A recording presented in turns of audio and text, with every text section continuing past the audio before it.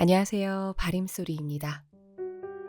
네, 오늘 제가 소개해 드릴 책은 2024년 톨스토이 문학상 수상이라는 쾌거를 이룬 김주혜 작가의 첫 장편 소설, 작은 땅의 야수들입니다. 이 책은 무려 6년에 걸쳐 완성되었다고 합니다.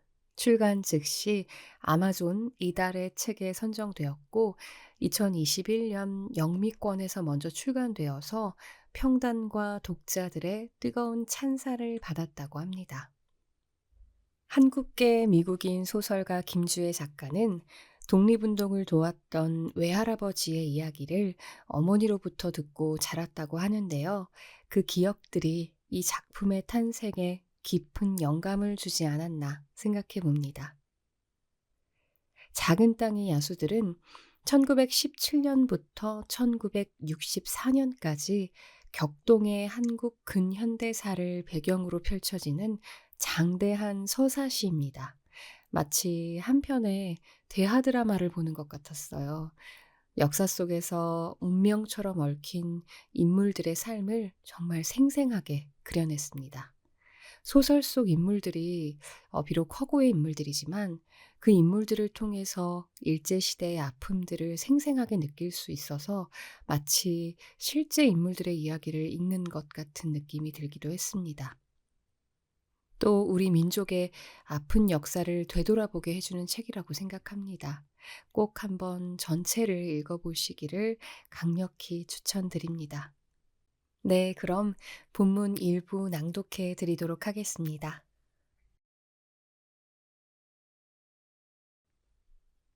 작은 땅의 야수들. 작가 김주혜, 박소현 옮김. 출판 다산 책방. 제1부 1장. 비밀 편지들. 1918년. 반짝반짝 빛나는 얼음 위로 비치며 이제 막 피어나기 시작한 온기가 겨울과 봄 사이를 맴돌던 어느 날, 한 여자와 한 소녀가 부드러운 녹색 싹이 땅에 속눈썹인 양 올라오는 시골길을 40리가 넘도록 걷고 있었다. 동이 트기도 전에 시작된 여정은 평양 시내의 높다란 담이 있는 어느 저택 앞에 도착해서야 겨우 멈추었다. 여자는 한숨을 내쉬며 얼굴 양옆에 달라붙은 귀밑머리를 눌러 정리했다. 허름한 어머니의 행색과 비교하면 딸아이는 흑단처럼 반짝이는 머리채를 양쪽 귀 뒤로 따 넘겨 등 중앙을 따라 긴 댕기를 늘어뜨린 단정한 모습이었다.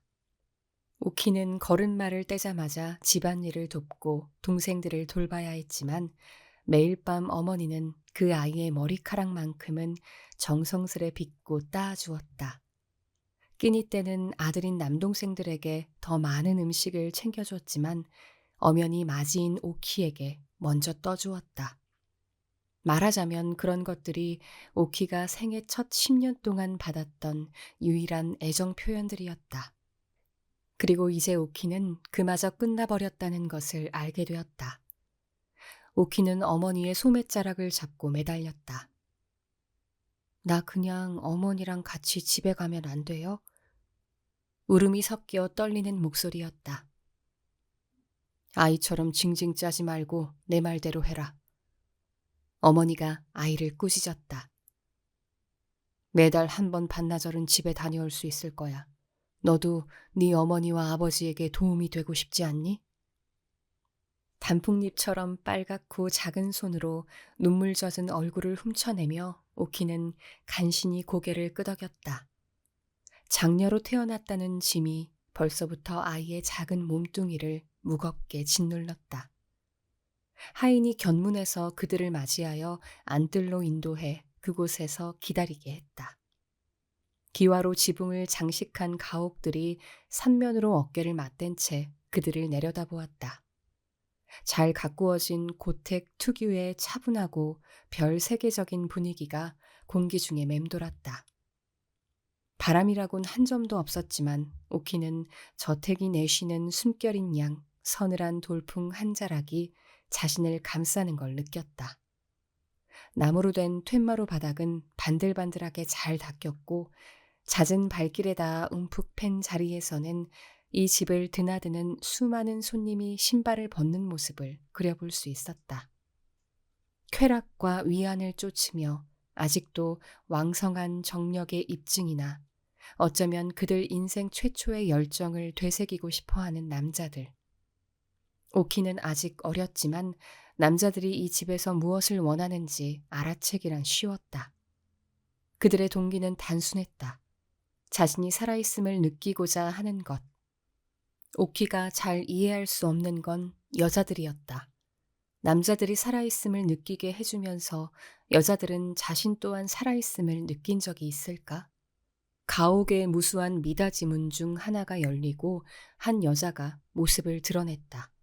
그가 이쪽으로 돌아서기도 전에 이미 그 단아한 등의 모양과 뒤쪽 목덜미에서 어깨까지 길고 우아하게 떨어지는 선만으로도 오키는 그 여자가 대단히 아름다운 용모를 지니고 있음을 한눈에 알아보았다. 그가 얼굴을 돌리고 그들을 향해 짐짓 엷은 미소를 지어 보이는 순간 오키는 알 수 없는 설렘과 갈망이 가슴을 죄어오는 것을 느꼈다.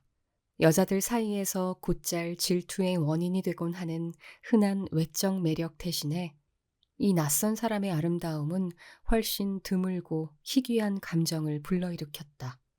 그는 뭔가 희망의 분위기를 머금고 있었고 그러한 기분을 주변 사람들에게까지 전염시키는 듯했다. 그러나 전반적으로 온화한 표정 속에 절대로 호락호락하지 않은 사람이라는 위엄도 함께 지니고 있었다. 상대의 희망을 한껏 부풀려 띄워놓았다가도 곧 내동댕이 쳐 그들이 겁을 먹고 움츠리는 것을 바라보며 마음을 여유롭게 쥐락펴락할 수 있는 사람 같아 보였다. 오키 어머니는 뻣뻣하게 고개를 까딱거렸다. 그 여자의 매력에 전혀 휘둘리지 않은 기색이었다. 한 떼기 땅에 몸을 내던져 고달프게 벌어먹고 사는 소장농일지언정 오키나 오키 어머니와 같은 사람들은 굳이 따지자면 백정 혹은 무두장이나 진배 없이 오물과 추잡함 속에서 돈을 버는 천민인 기생보다는 나은 떳떳한 평민이었다. 바로 이 아이군요. 기생이 부드러운 어조로 묻자 어머니는 웅얼대듯 대답했다. 사촌의 친구가 이 집 하인으로 일했는데 그 덕분에 오키가 한 달에 2원씩 받는 숙식 세탁부로 소개를 받았다는 내용이었다. 눈이 녹아 땅이 진흙투성인데 먼 길을 힘들게 걸어오셨네요. 어머니에게 인사치레를 하는 동안에도 여자의 시선은 오키에게 고정되어 있었다. 이어 그는 구제할 길 없는 가엾은 대상을 바라보듯 긴 한숨을 쉬었다. 여자의 가느다란 눈초리는 분명 예쁘고 잘 가꾸어진 것들의 값어치를 매기는데 익숙할 거라고 오키는 생각했다. 자신의 윤기 없이 메마르고 갈라진 얼굴은 그 기준에 한참 못 미치다 못해 동정심을 유발하는 것이리라. 마치 다리를 하나 잃어버린 채 세 발로만 다니는 개처럼 말이다. 아주머니, 이런 말씀을 드리게 되어 참 안타깝지만 일이 좀 틀어졌어요. 얘기가 되고 나서도 보름 동안 아무 연락이 없기에 집안일을 도울 다른 아이를 이미 구했거든요. 하지만 이왕 이렇게 먼 길을 와주셨으니 부엌에 가서 따뜻한 식사라도 하고 가세요. 돌아가시기 전에 한숨 돌리실 겸요. 탐스럽게 따은 머리채를 화관처럼 두른 얼굴을 양쪽으로 절레절레 저으며 그 여자가 말했다. 아니, 어찌 그럴 수가 있어요, 은실아 씨? 저희는 분명히 전가를 보냈는데. 오키 어머니는 가슴 앞에 두 손을 모아 한껏 억울한 몸짓을 해보였다.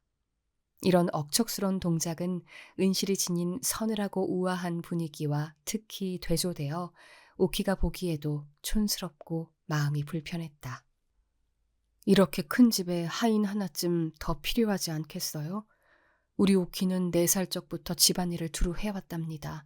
반드시 쓸모가 있을 거예요. 하인은 충분히 있습니다.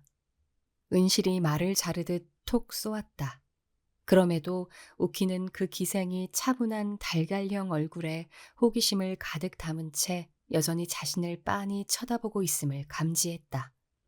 다른 사람의 말에 일일이 대꾸하지 않고 오직 자신이 원할 때만 입을 여는 사람 특유의 고고한 표정이었다.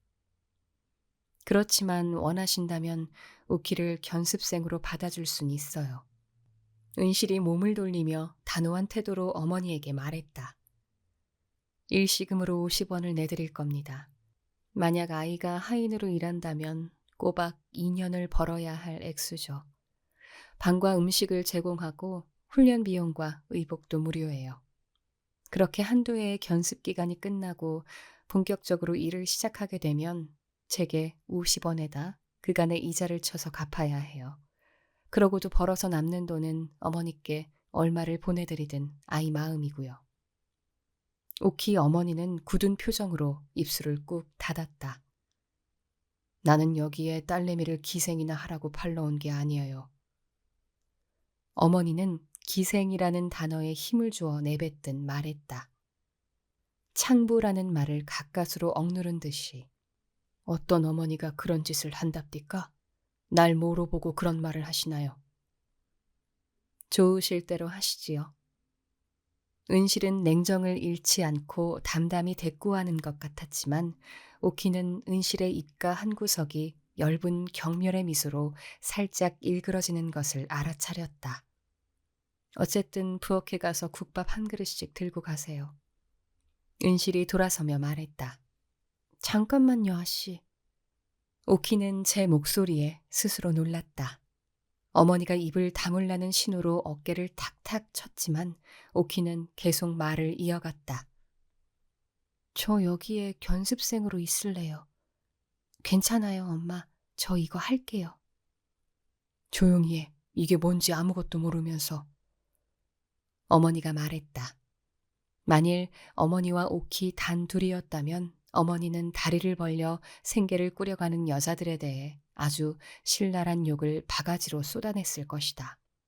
그러나 은실이 앞에 버젓이 서 있는 당장은 그저 아직 깃털도 돋지 않은 어린 새에 접힌 날개처럼 삐죽 튀어나온 오키의 깡마른 어깨뼈 사이를 매섭게 후려칠 뿐이었다. 은실은 미처 말하지 못한 생각들을 듣기라도 한 양 미소를 지었다. 맞아, 이 일은 아무나 할 수 없는 일이지. 우리가 무슨 일을 하는지 너 아니? 오키는 얼굴을 붉히며 고개를 끄덕였다. 14살, 15살이 되어 결혼한 언니들을 둔 친구들이 신부의 첫날 밤에 어떤 일이 일어나는지 말해준 터였다. 어색하고 불쾌할 것 같으면서도 동시에 그 일에 대해 생각하면 허벅지 안쪽이 탄탄하게 조여드는 느낌이 들곤 했다. 어떻게 생각해봐도 한 남자에게서 돈을 받지 않고 그런 일을 하든 아니면 여러 남자에게서 돈을 받고 그런 일을 하든 육체적인 면에서만 보자면 그리 대단한 차이가 있는 것 같지가 않았다. 어쨌든 오키는 한두 해 안에 가장 높은 가격을 제시하는 사람에게 팔려가듯 결혼하게 될 것이었다. 아프고 모자란 아들과 짝지어줄 신부감을 끈질기게 찾고 있는 고향 마을 의원 같은 사람에게 말이다. 오키가 보기에도 그 아들이 가엾긴 했지만 새나 짐승의 발톱처럼 울퉁불퉁하고 볼품없는 손을 가진 그 얼빠진 소년과 결혼하지 않을 수만 있다면 어떤 길이든 더 나을 것만 같았다. 만일 그와 혼인한다면 사실상 그의 아내가 아니라 그를 돌보는 누나가 되었다가 나중에는 그의 엄마 역할까지 해주어야 할 것이다. 50원은 의원이 줄 수 있는 돈의 곱절보다도 많았고 꽤 많은 일을 해낼 종잣돈이 될 수 있었다. 영재 주인에게서 작은 땅 한 떼기를 살 수도 있고 젊은 수탉과 건강한 암탉들을 들여와 병아리들을 키울 수도 있으리라. 그러고 나면 식구들이 저녁을 굶은 채로 잠자리에 드는 일은 결코 없겠지. 남동생들은 학교에 다닐 수 있고 막내 여동생은 나중에 평판 좋고 유복한 가문에서 혼담이 들어올지도 몰랐다.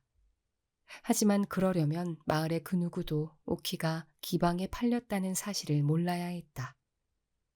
오키는 눈물조차 말라버릴 정도로 지친 어머니의 어두운 눈동자 속에 자신이 생각하고 있는 것과 똑같은 희망이 비치는 것을 읽어낼 수 있었다.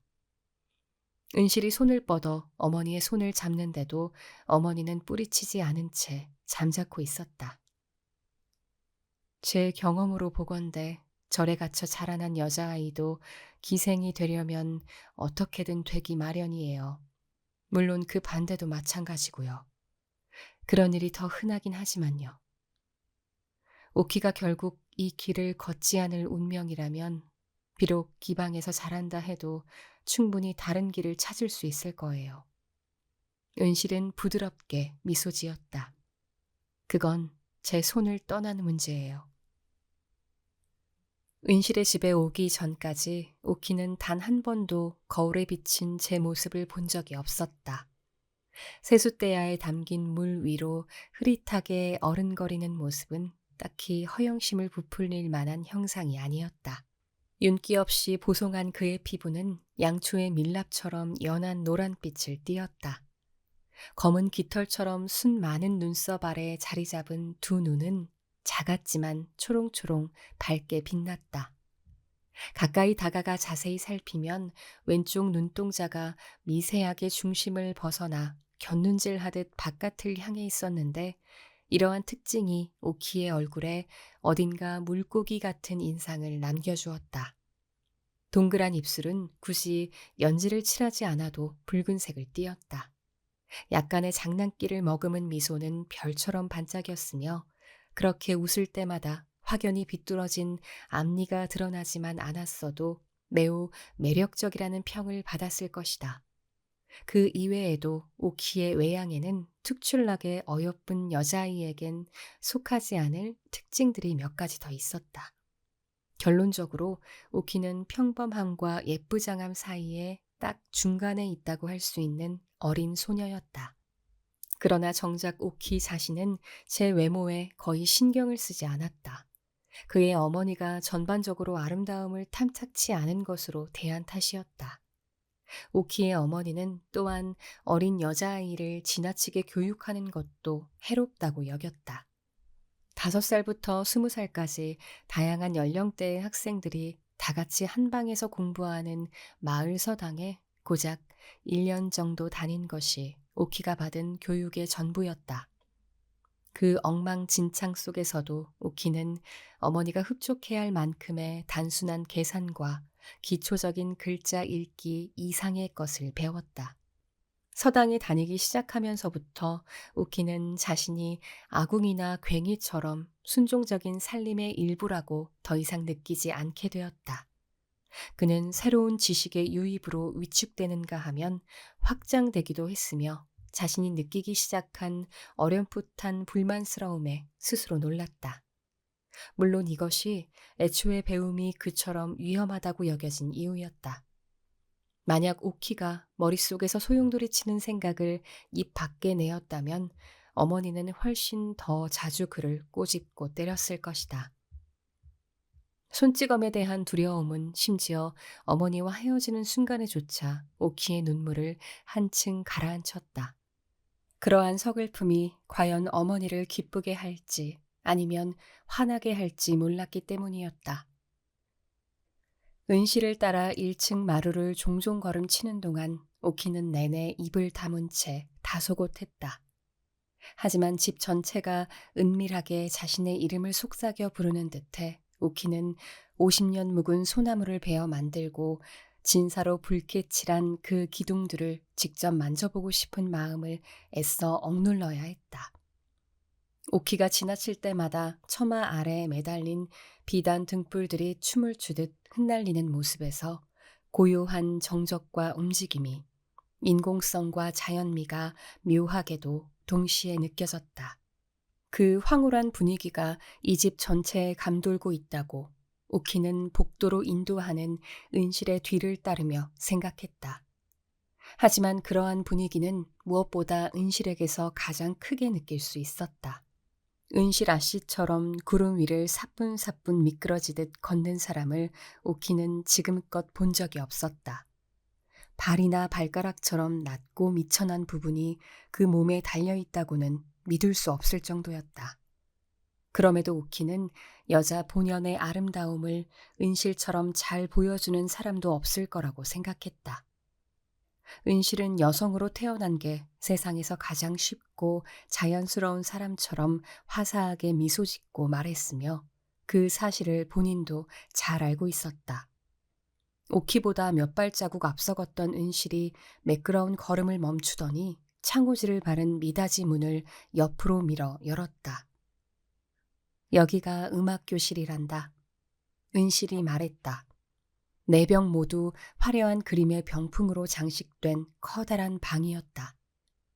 한편에서는 아주 어린 소녀들 12명이 나이든 기생의 선창을 따라 한 줄씩 반복해서 노래를 부르며 전통 가요를 배우는 중이었고, 그 맞은편에서는 11~2살쯤 되어 보이는 여자아이들이 가야금 연습에 몰두하고 있었다. 노래하는 아이들은 1학년 견습생이야. 2학년이 되면 가야금과 대금, 그리고 여러 종류의 북과 장구를 배우게 될 거다. 기생이 되려면 반드시 숙달해야 하는 5기회 중 2가지지. 가창과 악기 연주 말이다. 은실이 설명했다. 그가 말하는 사이 가창 연습을 하던 소녀 중 한 아이가 자리에서 벌떡 일어나 그들 쪽으로 냅다 달려왔다. 은실이 언짢게 미간을 찌푸리는 소리가 오키의 귀에 들리는 듯 했다. 엄마, 얘는 누구예요? 소녀의 말에 오키는 깜짝 놀란 기색을 감추려 애썼다. 둥글고 넓적한 얼굴을 한 평범하기 짝이 없는 이 소녀는 우아한 어머니와 전혀 닮지 않아 보였다. 선생님께 허락도 구하지 않고 멋대로 수업을 빠져나와선 안 된다. 은실이 엄하게 말했고 그제야 오키의 머릿속에 제 어머니가 떠올랐다. 이 세상 어디에 어머니가 환한 얼굴로 딸을 맞이하지 않는 곳이 과연 있을까?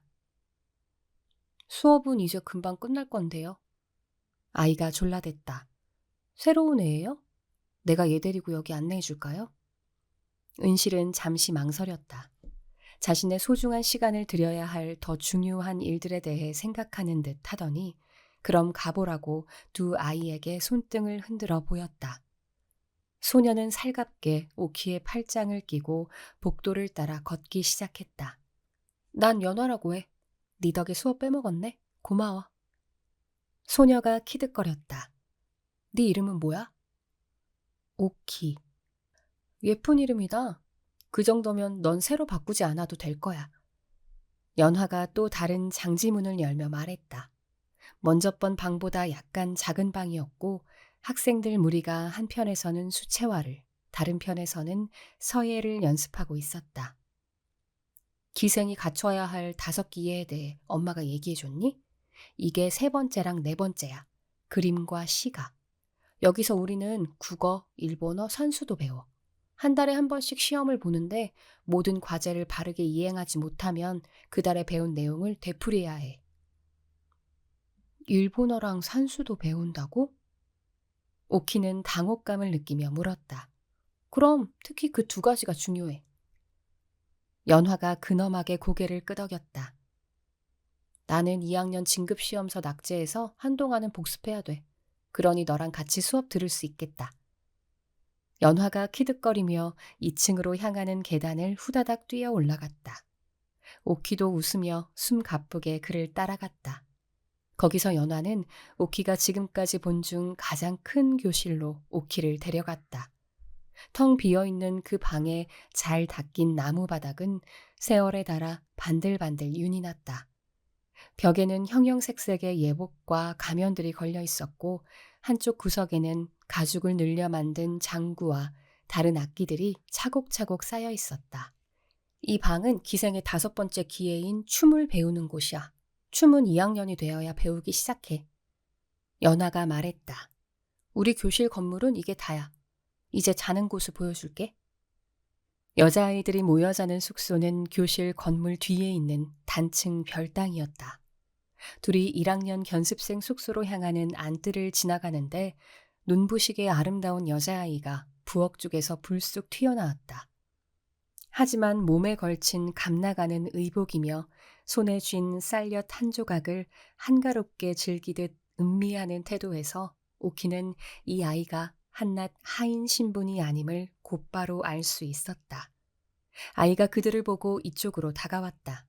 우리 언니야, 월양 언니. 연화가 속삭였다.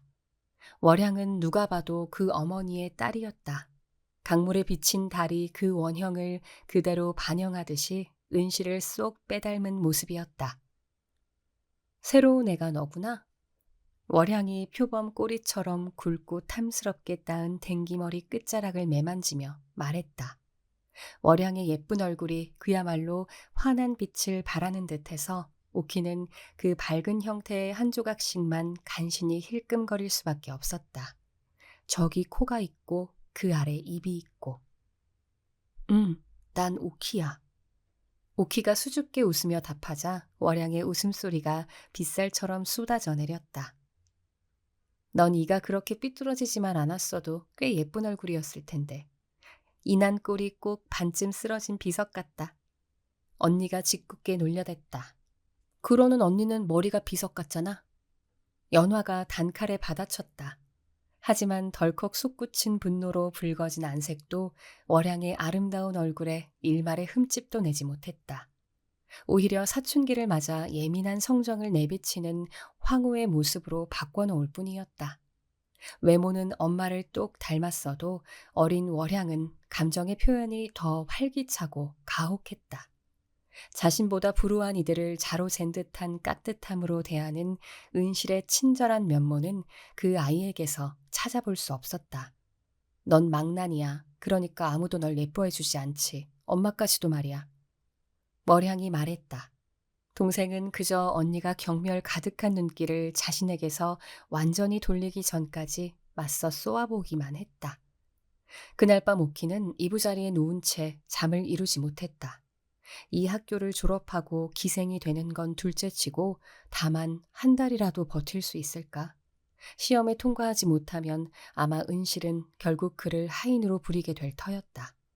심지어 지금도 이 집의 위계 질서 속에서 이미 오키는 하인의 위치와 그리 멀지 않았으며 그런 점에서 월양을 적으로 돌리는 것은 별로 상서롭지 못한 시작이었다.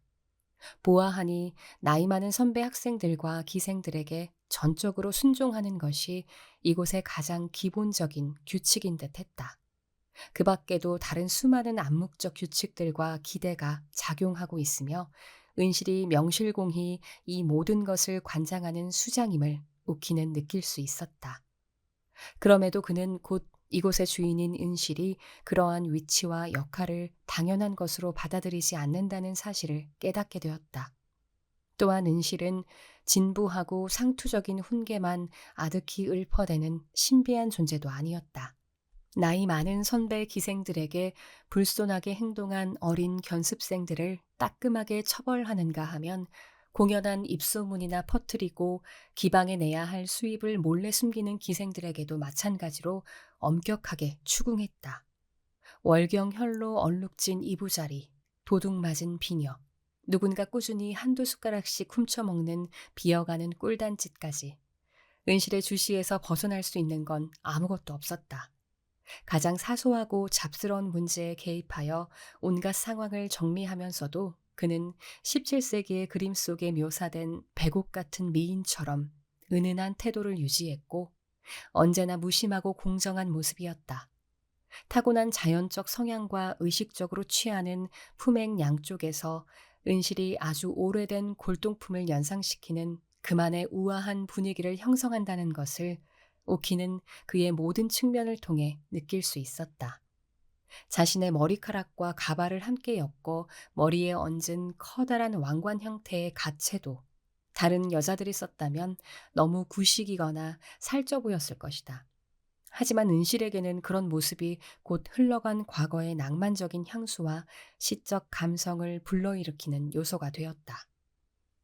첫 두 달이 지나가는 동안 저택의 주인이 오키를 따로 칭찬하거나 알아봐 준 적은 거의 없었다. 오키에게 그 어떤 관심이라도 보인 유일한 사람은 그 자신 또한 이곳에서 별로 인기가 없던 연화뿐이었다. 연화가 제 언니와 싸울 때마다 은실은 언제나 월양의 편을 들었다. 어머니의 눈으로 본 연화는 게으르고 의문스럽고 성급한 아이인 반면 월향은 잘못을 할 수 없는 완벽한 딸이었다. 그것을 알면서도 연화는 마치 벽 뒤에 몰래 숨어 있다가 불쑥 튀어나와 할퀴어대는 고양이처럼 끈질기고 교활하게 월양 언니를 공격하곤 했다. 하지만 오키에게만은 기꺼이 날카로운 발톱을 거두는 연화였다. 그저 머리를 스치는 생각들, 잘 모르면서 얼핏 들어보기만 한 것들에 대해서도 연화는 몇 시간이고 끊임없이 수다를 떨 수 있었다. 유행하는 옷차림, 평양과 경성 등지에 떠도는 소문, 남자들의 유형, 여자들의 유형, 또 그들에게 금지된 별당의 특정한 문들 뒤에서는 벌어지는 일까지. 연화가 남자들에 대해 품고 있는 노골적인 관심에 오키는 충격을 받았다. 연화의 나이가 어려서가 아니라 용모가 예쁘지 않은데도 그런 마음을 가질 수 있다는 점 때문이었다. 연화는 남부 사람들에게 흔히 볼 수 있는 밋밋하고 둥글 넙대대한 얼굴을 가졌다. 평양 미인의 원형이라 불릴 만큼 갸름하고 섬세한 얼굴선이 돋보이는 제 어머니와는 딴판이었다. 그 전까지 오키는 외모가 매력적인 여자일수록 관능적인 욕망도 더 강하리라 생각했지만 이제 반드시 꼭 그렇지만은 않다는 걸 알게 되었다. 그러다 연어와 가까운 친구가 되고서는 오키의 생각도 바뀌어 넘치는 성적 욕망이 어떤 기벽이 아니라 그저 자질일 뿐이라고 여기게 되었다. 이제는 친구의 얼굴도 못생겼거나 밋밋하기보단 독특하고 흥미로워 보였다. 무엇이든 과장하며 수다를 떨 수 있는 연화만의 재능의 진가도 인정하게 되었다. 연화는 그 어떤 것이라도 마치 하늘에 나타난 별똥별처럼 이 세상에서 오직 그와 오키 두 사람만 증인이 되어 지켜보는 예기치 못하고 신비로운 현상들처럼 들리게 할 수 있었다. 오키는 끝없이 생각하기를 좋아하고 연화는 끊임없이 이야기하기를 좋아했는데 그 사이에 적절한 균형점이 자리했기에 둘은 완벽한 단짝이었다. 연화는 규칙을 어기는 일에도 대담했다. 어느 날 오후 그는 베개를 층층이 쌓은 뒤 까치발을 하고는 장롱 꼭대기로 손을 뻗어 은실이 혼자 먹으려고 감춰둔 꿀단지를 태연하게 끌어내렸다. 오키가 놀라움 속에 이 광경을 바라보고 있는데 갑자기 은실이 들어와 현장에서 연화를 검거했다. 벌을 받느라 양손을 머리 위로 번쩍 든 채 한쪽 발로 서거나 무릎을 꿇고 있는 동안에도 연화는 제 어머니 뒤에서 장난스레 사팔뜨기 흉내를 내거나 혀를 빼물어 오키를 웃게 했다. 오키를 끔찍이도 두렵게 했었지만 어쩐 일인지 심지어 일본어 과목까지 무사 통과한 첫 월말 시험을 치르고 나서 연화는 오키가 내내 묻기 어려워했던 질문에 대한 답을 들려주었다. 왜 월향 언니와 연화는 자매간에 그토록 서로 닮지 않았는지. 엄마가 사랑했던 유일한 남자가 월향 언니 아버지야. 엄마는 19에 그분을 만나셨대. 아직도 그 남자가 준 반지를 끼고 있는걸? 그동안 다른 손님들도 모셨지만 그 반지만은 몇 년이 지나도록 절대 뺀 적이 없어. 연화가 말했다. 오키는 은실의 손가락에서 반짝이는 은가락지를 보았던 기억이 났다. 은실이 지닌 다른 보석들처럼 값비싸거나 화려하진 않지만 묵직하고 단아한 아름다움 때문에 눈에 띄는 물건이었다. 월향이 비극적인 사랑의 결실로 태어난 아이라면 연화는 어느 부주의한 손님 때문에 남겨진 사고에 불과했다. 은실이 작은 딸에게 무관심하고 냉담한 건 바로 그 때문이라고 오키는 속으로 생각했다. 연하는 은실의 일생에서 은실의 뜻을 거슬러 발생한 유일한 존재였다.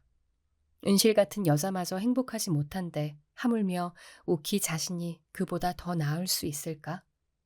25이 넘은 기생은 전성기가 지났다는 말을 들었고 30이 넘은 경우엔 노기로 통했다. 그 나이가 되기 전까지 누군가의 첩이나 부인 혹은 직접 기방을 운영하는 주인이 되지 못하는 이들은 흔한 창부나 다름없는 상태로 남기 마련이었다. 자연스럽게 은실의 기방에 있는 나이찬 기생들은 주름이 쪼글쪼글한 지주들이나 늙어빠진 은행가들을 대상으로 사랑에 빠지는 연기에 능숙할 수밖에 없었다. 이는 남성과 여성 양쪽에서 공모하는 일종의 유희였다. 평범한 수준의 용모를 지닌 기생으로 지역 기적에 공식적으로 입적하기까지 불과 몇 년을 앞둔 지금도 오키로서는 금리 사이에서 끔찍한 구취를 풍기는 늑다리 지주와 잠자리를 한다는 걸 상상할 수가 없었다. 그가 꿈꾸는 건 시를 사랑하는 젊고 잘생긴 귀인들이었다. 은실에게 듣자니 역사상 널리 사랑받았던 시대 최고의 기생들은 시가를 나누는 서신 교환을 통해 가장 고귀한 신분에 속한 양반 나리들의 마음을 온통 뒤흔들어 놓곤 했다. 글을 쓰는 재주가 어찌나 빼어난지 때로는 상대방의 얼굴을 보지 않은 채 서간 필담만으로도 서로를 향한 깊은 사랑에 빠지는 일도 있었다. 이런 뜨거운 열정은 종종 육체적으로도 맺어지기도 했지만 평생 안타까운 그리움만을 불태우는 비극으로 이어지기도 했다. 오키는 곧잘 이런 낭만적인 연애담에 대한 몽상에 빠져 그 엇갈린 사랑에 공물을 바치듯 달콤한 한숨을 내쉬곤 했다. 아마도 이것이 예전에 어머니가 교육이 끼치는 해악에 대해 경고했던 이유일지도 몰랐다. 눈앞에 남자 한 사람이 보이지 않아도 언어 자체가 오키를 유혹했다. 오키는 특정한 단어들을 특정한 순서로 나열하면 자기 내면의 모습도 마치 가구를 옮기듯 달라진다는 것을 깨닫고 한 마리 춤추는 나비처럼 언어 속을 누볐다. 내면에 쌓이는 단어들이 계속해서 그를 변화시키고 새로운 존재로 만들어가는데도 외부에서는 누구도 그 차이를 감지할 수 없었다. 그리하여 수업이 끝나고 다른 아이들은 정원을 산책하거나 얼굴에 더운 쌀뜨물 김을 쐬느라 분주할 때마다 오키는 홀로 남아 시조 연습에 골몰하게 되었다. 봄이 오자 은실은 오후 문학 수업을 정원의 정자에서 열고 매일 한 소녀를 지정해 전통 시가 한 편을 암송하게 했다. 자신의 차례가 돌아왔을 때 오키는 16세기의 유명한 기생으로 왕족부터 승려, 학자, 돈 한 푼 없는 예술가, 그리고 부유한 바람둥이에 이르기까지 온갖 남자들을 정복하여 연인으로 삼았던 황진이의 시를 골랐다. 시와 서예는 물론 문학, 회화, 무용, 음악에 있어 감히 대적할 기녀가 없을 만큼 탁월한 재능의 소유자였으며 그 아름다움에 대한 소문이 온 나라에 퍼져 중국에까지 도달했다는 기생이었다. 하지만 오키가 가장 존경하는 황진이의 면모는 그가 자신이 연인이 될 사람을 자유롭게 선택했으며 또한 그들을 떠날 때는 단 한 방울의 눈물도 보이지 않았다는 점이었다. 은실이 오키를 맨 앞으로 불러냈고 오키는 암송을 시작했다. 저 강 한가운데 떠있는 조그만 잣나무 배, 몇 해나 이 물가에 한가로이 메였던 고, 뒷사람이 누가 먼저 건넜느냐 묻는다면 문물을 모두 갖춘 마노후라 하리. 처음 읽던 순간 오키의 가슴을 고통과 환희로 출렁이게 만든 시였다. 하지만 다른 아이들은 아무런 감동이 없는 듯 무덤덤해 보였다. 연화의 얼굴만 하품을 참느라 잔뜩 일그러졌다. 잘했다. 내가 가장 좋아하는 시 중 하나를 골랐구나. 은실이 만족스럽게 말했다. 이제 누가 이 뜻을 풀이해 볼까? 소녀들은 각자 앉은 자리에서 몸을 틀어 서로를 몰래 쳐다보았다. 연화가 새된 목소리로 말했다. 뱃놀이 가자는 얘기인가요, 엄마? 다른 아이들이 일제히 소곤대며 키득거렸다. 당연히 아니지. 너희들에게 시를 가르친다는 건 정말 실망의 연속이구나. 은실이 단호하게 고개를 저었다. 오키가 막 손을 들려는 참에 돌쇠가 나타나 주인 쪽으로 몸을 굽혀 절하고는 손등으로 마룻바닥을 몇 차례 두드렸다. 비단 장수가 왔어? 아예 새로운 사람이라고? 은실이 물었다. 돌쇠가 손으로 두드려 전달하는 내용이 아무리 복잡해도 은실은 언제나 그것을 정확히 이해했다. 은실 말고는 누구도 귀도 먹고 벙어리인 그 하인의 몸짓을 알아듣지 못했다. 나는 옷감을 살펴보러 가봐야겠다. 수업은 여기서 마칠 테니 이제 가서 놀아라. 은실의 말에 아이들은 고개를 깊이 숙였다. 아무리 봐도 배나 타러 가자는 얘기 맞는데. 네 생각은 어때?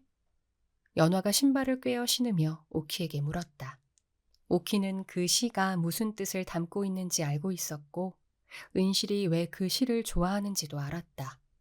애초에 그래서 그 시를 고른 것이었다. 첫사랑을 추억하는 한 여자의 심정에 대한 내용이야. 오키가 대답했다. 모든 기생과 견습생 중에서 은실이 가르치는 이 비밀의 언어를 이해하는 사람은 오직 자신뿐인 것 같았다. 그의 가장 친한 친구도 이해하지 못하는 것들에 대해 오키는 펼쳐진 책장을 향해 말을 걸었다. 언젠가 이런 이야기들을 다시 자신에게 들려줄 누군가를 찾을 수 있을지 그는 궁금했다. 은실은 침소로 들어가 비단 보료 위에 앉아 상인을 기다렸다. 한쪽 손은 무의식적으로 손가락에 끼워진 반지를 돌리고 있었다.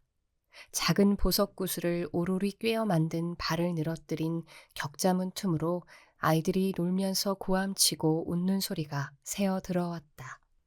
은실아 씨, 쉔네 천 행상입니다. 문 밖에서 비단 장수가 도착을 알렸다. 어서 들어오세요. 상인이 미닫이를 열고는 옷감과 장신구로 가득한 큰 보따리를 지고 들어왔다. 남자가 깊숙이 고개 숙여 절을 하자 은실은 그가 등에 짊어진 보찜을 의식하며 손짓을 해보였다. 짐도 무거운데 얼른 내려두고 편히 앉으세요. 하인에게 먹고 마실 거리를 좀 내오라고 일러두었습니다. 감사합니다, 아씨. 과분한 친절에 송구합니다요. 천씨가 등짐을 바닥에 부리고 은실이 미리 깔아둔 비단 방석 위에 다리를 포개어 앉을 때쯤 돌쇠가 맑은 전통주와 애호박전을 쟁반에 담아내왔다. 요즘처럼 어려운 시절에는 부유한 기생 정도나 되어야 차려낼 만한 것들이었다. 작고하신 백행상 어르신의 부고를 전해 듣고 정말 마음이 아팠어요. 은실이 말했다. 천 행상께서도 그분의 객주 식구이시니 고인께서 제가 있기 전부터 이 집의 물건을 대오셨다는 걸 잘 알고 계시겠지요. 대답 대신 천 씨는 묵묵히 고개를 끄덕였다. 천 행상께서는 고인과 가까우셨나요? 아씨, 어르신은 쇳내의 가족이셨습니다. 외삼촌이셨죠. 그러면 그분이 담당하시던 구역 전체를 다 물려받으신 건가요? 은실이 갑자기 예리한 어조로 물었다. 천 씨는 은실의 얼굴을 확인하듯 잠시 바라본 뒤 목소리를 낮춰 대답했다. 예, 아씨. 어르신께서 오래전에 친아드님들을 잃으신 탓에 쇳내가 그분의 가장 가까운 혈육이자 후계자입니다. 서로 비밀이 없는 사이지요. 그러면 가져오신 물건을 좀 보여주세요. 은실이 말했다. 천 씨는 들고 온 짐 위에 씌운 흰 보따리를 끌렀다. 보찜 안의 나무 상자에는 여름에 어울리는 형형색색의 비단 여러 필이 담겨 있었다.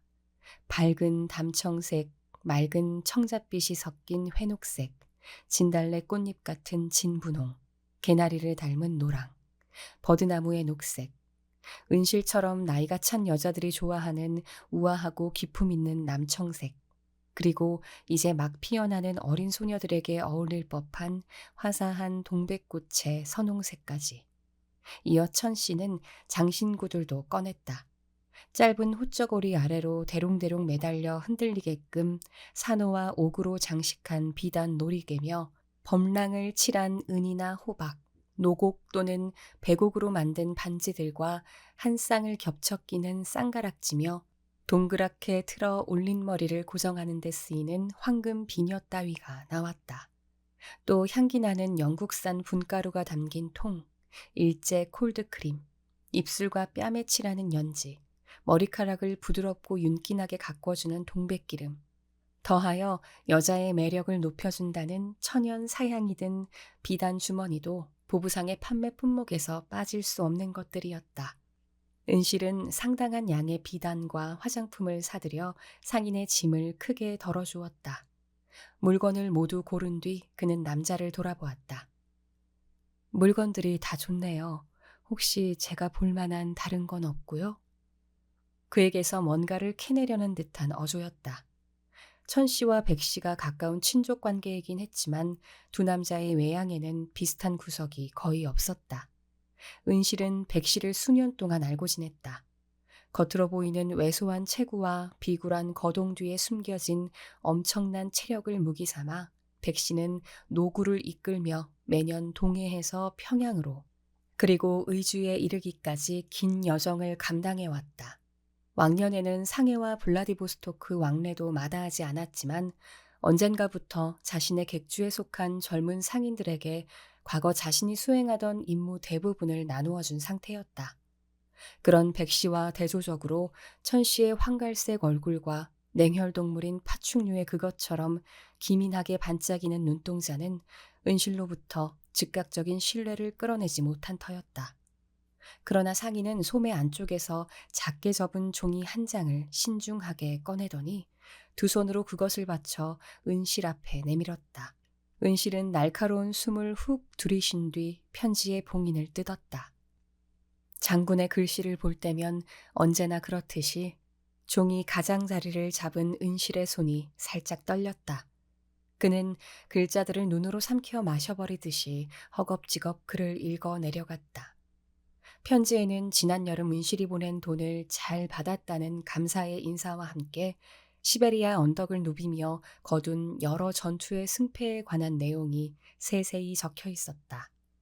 적들과 비교하면 춥고 열악하기 그지없는 상황이었음에도 남자가 이끄는 병사들은 어느 전장에서든 기꺼이 자신들의 장군을 따르며 싸웠다.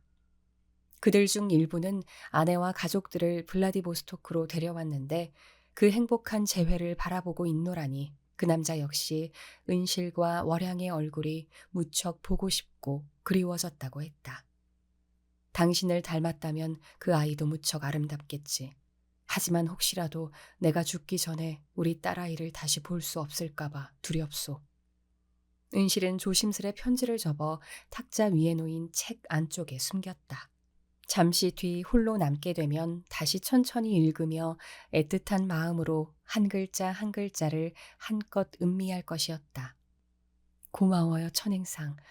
처음에 백행상 어르신이 살해당하셨다는 소식을 들었을 때 이 편지가 발각되어 그동안 준비해온 모든 게 다 수포가 되고 말리라 생각했습니다. 우리 목숨은 물론이고 블라디보스토크에 있는 우리 군대의 목숨도요. 겨울이 지나가는 내내 최악의 상황을 상상하며 지냈어요. 만일 그놈들이 온다면 언제라도 자결할 수 있게끔 머리맡에 단도를 두고 잠을 청했지요. 하지만 그들은 오지 않더군요. 그 짐승 같은 놈들이 어르신을 해치고는 몸수색은 하지 않은 채 그저 내버려 두고 갔답니다. 만약 고인이 되신 분의 옷을 뒤져보기라도 했다면 모든 게 그야말로 아씨께서 두려워하시던 대로 벌어지고 말았겠지요. 천 씨가 말했다. 외삼촌께서는 원래 놈들을 유인하여 깊은 산중에 잠복하고 있던 아군에게 넘길 계획이었습니다. 그렇게 지역 경찰 경보와 동행하던 일본군 고위 장교들을 한꺼번에 죽일 수만 있었다면 우리의 크나큰 승리가 되었을 텐데요. 하지만 외삼촌께서 정말로 폭설의 길을 잃으셨거나 아니면 우리 군인들이 약속한 장소에 나타나지 못했던 것 같습니다. 천 씨도 은실도 그들 둘 다 알고 있는 사실을 감히 입 밖에 낼 수 없었다. 사전에 계획한 작전과 다르게 이 독립군 투사들이 길을 잃은 일본군 한 무리를 온전히 함정에 빠뜨리지 못했더라면 그들이 또 하나의 기록되지 않은 전투에서 목숨을 잃어서였을지도 모른다는 것 말이다. 그러면 외숙부님의 시신은 천행상께서 가서 수습할 때까지 참혹한 모습 그대로 남겨져 있었던 건가요? 아닙니다요, 아씨. 쇳내도 그때는 남쪽에 내려가 있던 터라 무슨 일이 일어났는지 전혀 몰랐습니다. 그 사이 그곳 사람 중 하나가 어르신의 시신을 수습하고 매장 준비까지 해주었습니다. 먹일 아이가 셋이나 딸린 어느 불쌍한 호랍이랍니다. 배를 골아 죽기 직전인데도 사람이 아주 정직했습니다. 쇳내가 장례를 치르러 그곳에 가보니 바로 그이가 외삼촌께서 마지막까지 갖고 계시던 짐을 모두 보관하고 있었는데 그중 아무것도 사라지거나 장난친 게 없더라고요. 심지어 동전 꾸러미까지 그대로였습니다. 그것 참 다행한 일이군요. 은실이 중얼거리고는 화장대 서랍을 열어 끈으로 여미는 복주머니 2개를 꺼냈다. 하나는 희고 하나는 붉었는데 둘 다 순금 덩어리로 가득해 묵직했다. 흰 주머니는 천행상의 노고에 대한 보답입니다. 은실이 주머니들을 건네며 말했다. 붉은 주머니는 이 나라의 대의를 위한 것이고요. 이걸 국경 너머로 전해줄 사람은 충분히 믿을 만한가요? 아씨, 외삼촌께서 살아계실 때와 한치도 다름이 없을 겁니다. 천씨가 말했다. 쇳내처럼 미천한 장사꾼들이야 남들 못지않게 금을 밝히지만 그런 저희라도 지켜야 할 명예는 지킵니다. 그거야 잘 알지요, 천행상. 제가 드리는 이 군자금은 단지 저만이 아니라 거의 평양 전체 기생들이 1푼 2푼 모아 드리는 것임을 알아주셨으면 합니다. 남자에게 술 따르고 수청 들면서 번 돈이고 각자 은퇴 후 안정된 여생을 보내기 위해 평생 고이 모아온 폐물입니다. 천행상은 대답 대신 짧게 고개를 끄덕였다. 평양 시내에는 얼마나 머물 예정이시죠? 그리고 언제쯤 다시 돌아오시는지요? 은실이 물었다. 내일 동이 트자마자 떠날 겁니다. 쇳내의 운이 따른다면 가을까지는 다시 돌아와 뵙겠지요. 그러면 여기서 주무시고 가시지요. 주막보다는 훨씬 편안할 겁니다. 말씀만도 감사합니다요, 아씨. 하지만 그러다 괜히 당국의 주의를 끌게 될지도 모릅니다. 어차피 주막에 저희 객주 아우들이 기다리고 있기도 하고요. 천 씨는 이미 몸을 일으키고 있었다. 이만 가봐야겠습니다. 잠깐만요. 하마터면 잊을 뻔했네. 은실이 말했다. 백행상 어르신의 시신을 수습해 주었다는 그 가엾은 남자. 도시를 벗어나 가시는 길에 그 마을에 다시 들르게 되거든 그 사람에게 제가 드리는 선물을 하나 전해주시겠어요? 은실은 다시 서랍을 열어 이런저런 장신구를 골라내려 했다. 하지만 값나가는 폐물은 몽땅 팔아 금덩이로 만들어버렸고 그건 이미 상인이 보찜 속에 안전하게 찔러 넣은 뒤였다. 결국 은실은 손가락에 끼고 있던 은반지를 빼내 희미한 미소와 함께 천씨에게 건넸다. 그다지 값진 물건은 아니지만 제가 가장 아끼는 것이라 전해주세요. 은실이 말했다. 아주 약간의 망설임이 섞인 탓에 그 아름다운 목소리가 살짝 떨려 나왔지만 그뿐이었다. 상인은 떠나기 전에 다시 한번 고개를 숙여 인사했다. 자신이 지니고 있던 가장 값비싼 장신구들을 다 합쳐도 은실에겐 이 은반지 하나를 포기하는 마음에 비하면 값어치가 덜한 듯했다. 그러나 삶은 균형을 유지해야 했다. 은실은 실제로 안타까운 희생처럼 느껴지는 무언가를 해야 했다.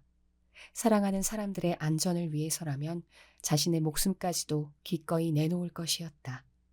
장군과 월양, 그리고 연화. 만일 그 세 사람이 불타는 집에 갇혀 있다면 그는 즉시 찬물 한 동이를 뒤집어 쓰곤 불길 속으로 뛰어들어 그들 모두를 꺼내올 것이었다. 자신에게는 그게 바로 사랑의 의미라고 은실은 머릿속으로 선언했다. 그러나 그의 쓸쓸한 손은 다음날 아침 성문을 통과한 천씨가 사냥꾼의 집에 은반지를 전달하는 순간까지도 줄곧 텅 빈 애석함을 느끼고 있었다. 4장 고아 1918년 소녀들이 도착한 그날 조금 더 이른 시각에 한 소년이 남대문을 통과했다. 전날 밤 그 아이는 괴짝 운반을 거들거나 소소한 심부름을 하는 대가로 몇 주간 그를 거두어줬던 보부상 한 무리와 작별했다. 그들은 아이에게 20전짜리 은화 2잎을 주었는데 그 정도면 공동 여관방에 묵으며 국밥 한 그릇을 배불리 먹을 수 있는 금액이었다. 하지만 소녀는 공복을 견딜 만한 힘이 남지 않을 때까지 끼니를 거르며 돈을 아끼기로 하고 남대문 바깥 도로변에 도랑으로 향했다. 흙바닥 어느 귀퉁이에 둥그렇게 팬 곳을 발견하자 그는 옆으로 몸을 웅크려 그곳에 누운 뒤 무릎을 가슴까지 올려 바짝 끌어안았다. 마치 소년이 그 자리에 눕기만을 기다리고 있었다는 듯 연한 강아지풀 다발이 부드러운 이불처럼 그의 몸을 덮어주었다. 소년은 별이 무수히 반짝이는 새카만 하늘을 곁눈질로 올려다보았다. 소년의 아버지는 과묵한 사람이었으나 죽기 전에 그는 아들에게 한 말을 남겼다. 하늘을 올려다보면 세상 그 어떤 것도 두렵지 않을 거라고. 그는 한때 명사수 사냥꾼으로 이름을 날렸으나 삶이 끝날 무렵에 이르러서는 방 밖으로 걸어 나오지도 못하는 처지였다. 무슨 일이 일어나듯 네 누이와 여동생을 잘 돌봐라. 이부자리에 힘없이 누운 채로 아버지는 말했다. 엷은 그림자처럼 마르고 여유인 그의 몸에서 눈에 띄는 거라곤 마치 새싹처럼 돋아난 회색빛 머리칼 뿐이었다. 네가 이제 이 집안의 가장이다. 용기가 필요할 때마다 하늘을 올려다보거라. 별들이 잠자리에 들 무렵 소녀는 서서히 땅을 덮이는 태양의 냄새를 맡으며 잠에서 깼다. 그는 눈을 비비고 도랑에서 기어나와 흐르는 듯한 감귤 빛깔에 흠뻑 물든 도시의 모습을 처음으로 상세히 둘러보았다. 경성의 여름 새벽은 짜릿함을 안겨주었지만 거의 감지하지 못할 만큼 찰나에 지나갔다. 타오르는 태양이 지평선 위로 냅다 뛰어오르자 축축하던 밤이슬은 몇 초 만에 말라버리고 도시는 태양의 명령에 복종하듯이 잠에서 깨어났다. 이미 수많은 수레며 여행자들과 노동자들이 길게 줄을 지어 남대문을 드나들고 있었다. 소녀는 조심스레 군중 속에 섞여 도시 안으로 들어갔다. 누구도 소년의 존재에 대해 질문을 던지지 않았으며 그에게 눈길조차 주지 않았다. 그는 거대한 지붕의 시원한 차양 아래쪽에 안전히 숨었다가 다른 쪽으로 빠져나왔다. 노면 전차가 분주히 오가고 서양식으로 높고 위풍당당하게 지어진 건물들이 늘어선 거대한 도로가 펼쳐져 있었다. 배를 골아 기운이 빠진 상태였음에도 소녀는 미소를 짓지 않을 수가 없었다. 그는 가슴속에 품은 자그마한 주머니로 손을 뻗어 익숙한 동작으로 그것을 꽉 쥐어보았다. 주머니 안에는 꽁꽁 간직한 은화 2잎, 은가락지 하나, 그리고 은재 담뱃갑 하나가 들어있었다. 거리 양쪽에는 연립한 저택들이 가득히 서 있었다. 소녀는 그것들이 모두 기독교인들의 예배당이라 생각했지만 사실 그중 다수는 정부기관이나 영사관, 무역회사의 사무실들이었다. 거리를 오가는 인파에는 하얀 옷을 입은 한국인들과 검은 옷을 입은 일본인들이 뒤섞여 있었다. 말을 탄 순사들도 보였는데 그들 주변을 지나는 이들은 바닷속을 순찰하는 상어 주변의 물고기 떼처럼 조심스럽고 다소곳한 태도로 스쳐갔다. 두 백인 남자도 소년의 눈에 들어왔다. 깡 마르고 나이든 남자가 이끄는 인력거 밖으로 그들의 길고 당당한 다리가 비중 나와 있었다. 흙을 뒤집어 쓴 인력거꾼의 이마에는 머리띠가 질끈 매여 있었다. 머리띠 밑에 송골송골 맺힌 땀방울이 누런 먼지가 자욱한 길과 노인 자신의 발등으로 뚝뚝 떨어졌다. 인력거가 점차 속도를 내며 소년에게서 멀어져 군중 속으로 사라질 때까지 그는 내내 자기 아버지의 모습을 떠올리고 있었다. 해는 벌써 중천에 있었고 소년의 목구멍은 마르다 못해 아예 달라붙어 버릴 지경이었다. 몇 차례 침이라도 머금었다 삼켜보려 했지만 정작 목구멍으로 내려가는 침은 한 방울도 없다시피 했다. 무엇이든 해보기 전에 마실 물부터 찾아야 했다. 시골에는 마을마다 그 동네에서 가장 오래된 나무 근처에 우물을 파놓아 주변을 둘러보고 제일 높이 솟은 나무를 찾거나 커다란 물동이를 머리에 이고 물을 길러 걸어가는 어린 여자들을 따라가기만 하면 되었다. 여기서는 그 어느 곳에서도 나무 한 그루 찾을 수 없었고 보이는 거라곤 끝없이 펼쳐진 거리뿐이었다. 그 거리를 메운 각양각색의 사람 중 물을 길러가는 여자는 단 한 명도 보이지 않았다. 소녀는 근처에서 바구니를 짊어지고 지나가는 어느 중년 여자를 보고 걸음을 놀려 그를 따라갔다. 실례합니다, 아주머니. 마실 물 얻으려면 어디로 가야 합니까? 녹슨 모처럼 쉬고 건조한 그의 목소리를 무시한 채 여자는 속도도 늦추지 않고 바삐 제 갈 길만 서둘렀다. 이어 다른 두 사람에게도 접근해 보았지만 그들 역시 소년의 말을 전혀 못 들은 것처럼 앞으로 걸어가기만 했다. 둘 중 대학생 같아 보이던 사람은 최소한 멈춰서 뭐라도 이야기해 주지 않을까 생각했건만 그마저 매정하게 자신을 지나쳐가자 소년은 몸속의 피가 머리에서부터 아래로 쭉 떨어지는 느낌이었다. 이제 두 발로 버티고 서 있는 것조차 버거워져 그는 어느 건물 처마 아래 그늘을 찾아 그곳에 엉덩방아를 찢듯 아무렇게나 풀썩 주저앉았다. 더는 어떤 기력도 남아있지 않았다. 그는 손꿈치로 자신의 두 눈을 꾹 찍어 눌렀다. 보부상 중 한 사람이 특별히 피곤할 때면 이런 동작을 하곤 했는데 소년에게 이는 부끄럽거나 어린아이 같은 행동이 아니라 남자답게 피로를 진정해주는 동작으로 인상에 남아있었다. 너 시골서 왔니? 소년은 두 손을 내리고 제 또래로 보이는 다른 소년을 올려다보았다. 아니, 소년은 본능적으로 거짓말을 했다. 이름이 뭐야? 남정호. 하, 이거 시골 촌놈 맞는구먼. 누가 낯선 사람한테 그렇게 제 이름을 홀랑대준대? 그날 막 도성 대문을 통과한 촌뜨기가 아니고선? 넌 몇 살이나 먹었냐? 이 버릇없는 새끼야? 정호가 말했다. 맞고 싶어 몸이 근질근질하지? 정호는 아직 12살밖에 되지 않았지만 고향 마을의 거친 아이들 사이에서는 가장 싸움을 잘하는 걸로 정평이 나 있었다. 골격은 작지만 강단 있고 몸놀림이 잽싼데다 맞을 때의 고통을 전혀 두려워하지 않고 상대를 얼마나 많이 때릴 수 있는지에만 모든 신경을 집중했기에 그는 저보다 훨씬 더 몸집이 크고 나이가 많은 소년들도 이길 수 있었다. 너 진짜 웃긴다. 며칠간 주워 먹지도 못한 꼴을 한 주제에 두 발로 일어날 힘이나 있겠니? 도시 소년이 비웃었다. 눈 깜짝할 사이에 정호는 단단히 쥔 주먹을 자신의 턱 아래 갖다 대고는 언제든 날릴 태세를 갖추었다. 도시 소년이 정호보다 키가 크긴 해도 고작 손가락 두 마디 정도 차이였다. 장난 좀 친 거야. 도시 소년이 황급히 어조를 바꾸며 말을 이었다. 그렇게 독하게 성질 낼 거 없잖아? 그냥 좀 내버려 둬라, 이 새끼야. 여전히 주먹을 치켜든 채 정호가 낮게 말했다. 나 내버려 두고 꺼지라고. 알았어, 얘. 그렇지만 너 물이나 음식이 필요해 보이는데? 도시 소년이 말했다.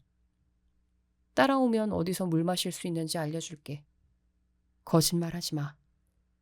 일단 가서 보고 내 말이 거짓이면 그때 날 두들겨 패도 되잖아? 안 그래?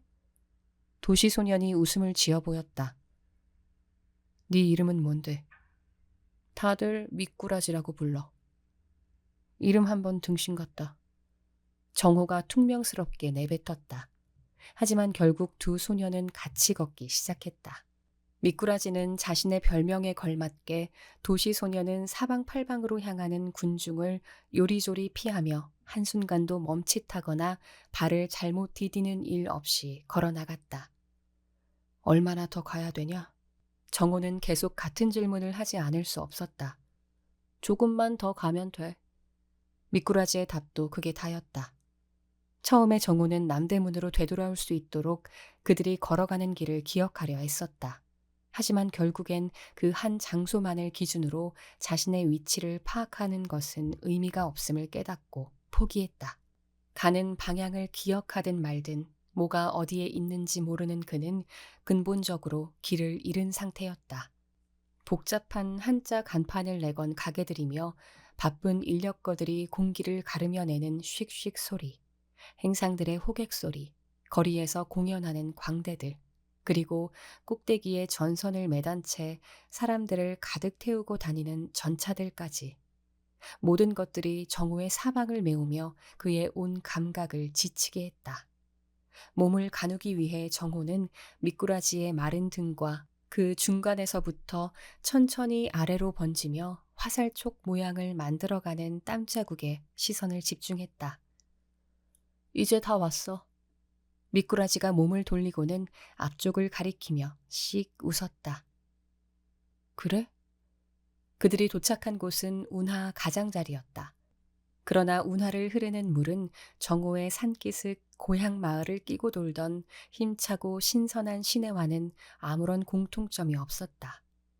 지면보다 15자 정도 아래 질퍽질퍽하고 얕은 물이 흐르고 그 양쪽으로 자갈이 깔린 두 개는 바위와 시멘트 제방이 이어져 있었다.